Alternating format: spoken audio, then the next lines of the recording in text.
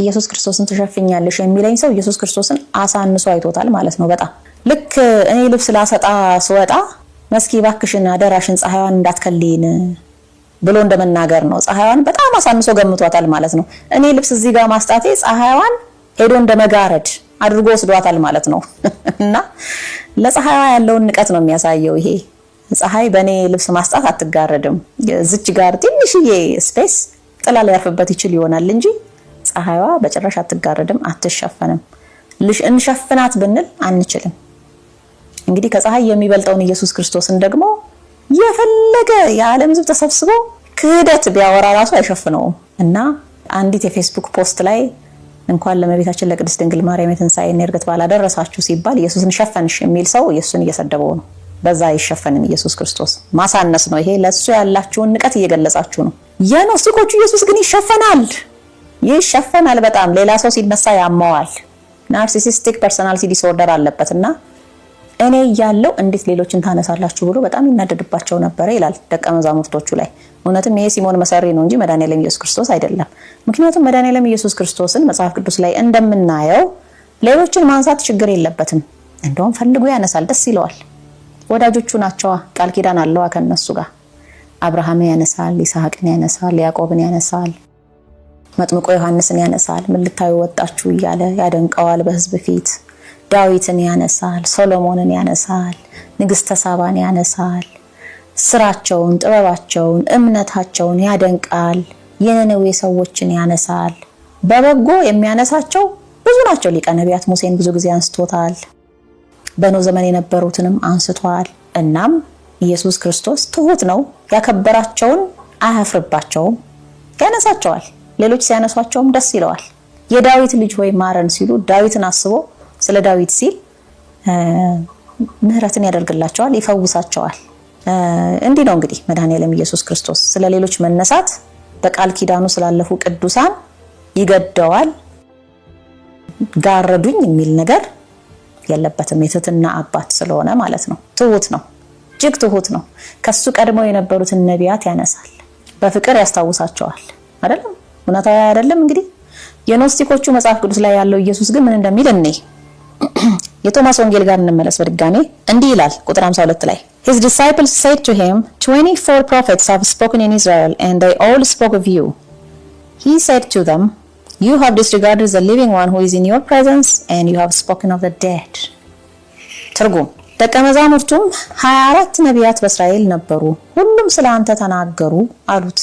እሱም በፊታችሁ ያለውን ትታችሁ ስለሞቱት ትነጋገራላችሁ አላቸው ይላል። እንግዲህ ስለሞቱት ስላንቀላፉት ሙታን እንዴት ትናገራላችሁ? እኔ ሕያው በፊታችሁ ቆሜ ሳለሁ የሚለው የኖስቲኮቹ ኢየሱስ ነው ማለት ነው። እውነተኛው ኢየሱስ የሕያዋን አምላክ እንጂ የሙታን አምላክ አይደለም። ራሱን እንደዛ ብሎ ገልጾም አያውቅም። ስለዚህ ይሄ ኢየሱስን ሸፈናችሁ የሚለው አስተሳሰብ የመጣው ቀጥታ ከኖስቲኮቹ መጽሐፍ ቅዱስ ነው ማለት ነው። እውነተኛው መጽሐፍ ቅዱስ ላይ የለም። የተለመደው መዳን በእምነት ነው በስራ የሚለው አሰልቺ the old original boring argument ታውቁታላችሁ አይደል? እሱን ደግሞ እስቲ የኖስቲኮቹ መጽሐፍ ቅዱስ ላይ ካለ እንፈልግ። ሰው በስራው አይድንም ይድናል የሚባለው ነገር እምነትና ስራ ራሱ እንዴት ነጣጥሮ ማየት ይቻላል? ይሄ እንግዲህ ስለ ስራ አስፈላጊነት እምነት በስራ እንደሚገለጽ መጽሐፍ ቅዱስ ከዳር እስከ ዳር ብናነበው መስመር በመስመር ብዙ ቦታዎች ላይ ይገልጽልናል። ራሱ መድኃኒዓለም ኢየሱስ ክርስቶስ ምን ብሏል?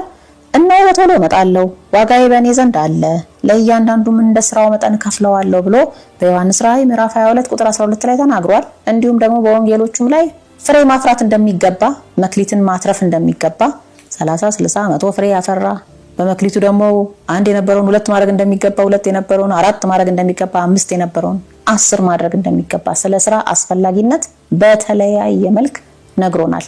ያመን ነው የሚገለጸው በስራችን እንደሆነ እሱም ሐዋርያትም አስተምረውናል። የኖስቲኮቹ ኢየሱስ ግን እንደዛ አያምንም። ምን እንደሚል እንስማው። ዳያሎግ ኦፍ ዘ ሴቪየር የሚሉት መጽሐፋቸው ላይ ወይንም የአዳኙ ወይንም የመድኑ ንግግሮች የሚለው መጽሐፋቸው ላይ እንዲህ ይላል ቁጥር 64 ጀምሮ Matthew said, why do we not rest at once? The Lord said, when you lay down these burdens. Matthew said, how did the small join itself to the big? The Lord said, when you abandon the works which will not be able to follow you, then you will rest. ትርጉም ማቴዎስ ምን አለ? ለመሆኑ አሁኑን ወደ እረፍት ማንገባው ለምንድን ነው? ወይንም ለምንድን ነው አሁኑን ወደ እረፍት ማንገባው ብሎ ጠየቀ።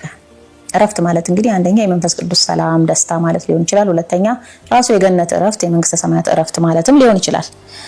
ጌታም ምን አለው? ሸክማችሁን ስታራግፉ ትገባላችሁ አለው። ማቴዎስም ምን አለ? ታናሹ ወደ ታላቁ እንዴት መግባት ይችላል አለው።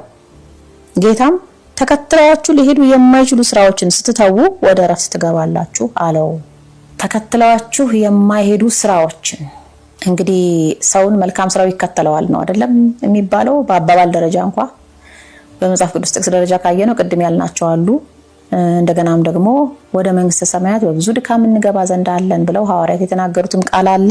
ምዕራፍ 14 ቁጥር 21 ላይ የሐዋርያት ስራ ማለት ነው። በብዙ ድካም፣ ያ ድካም ማለት እንግዲህ በጎ ስራ ነው።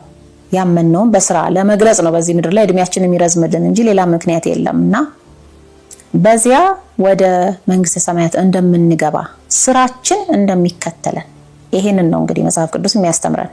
ይሄ የኖስቲኮቹ ኢየሱስ ግን ወደ እረፍት ተከትለዋችሁ የማይሄዱ ስራዎችን ስታቆሙ ይላል ማለት ነው። ኃጢያቶችን አይልም። ልብ በሉ። ኃጢያቶቻችሁን ስትተዉ ወደ እረፍት ትገባላችሁ አይልም። ንስሐ ስትገቡ ወደ እረፍት ትገባላችሁ አይልም። ስራን ስትተዉ ወደ እረፍት ትገባላችሁ ግን ይላል። እንግዲህ በመልካም ስራ የማይገለጥ ህይወት ነው ማለት ነው እረፍት ተብሎ በኖስቲኮቹ ዘንድ የሚታወቀውና ያ ነው ፕሮቴስታንቲዝም ውስጥ የገባው ሌላ አይደለም።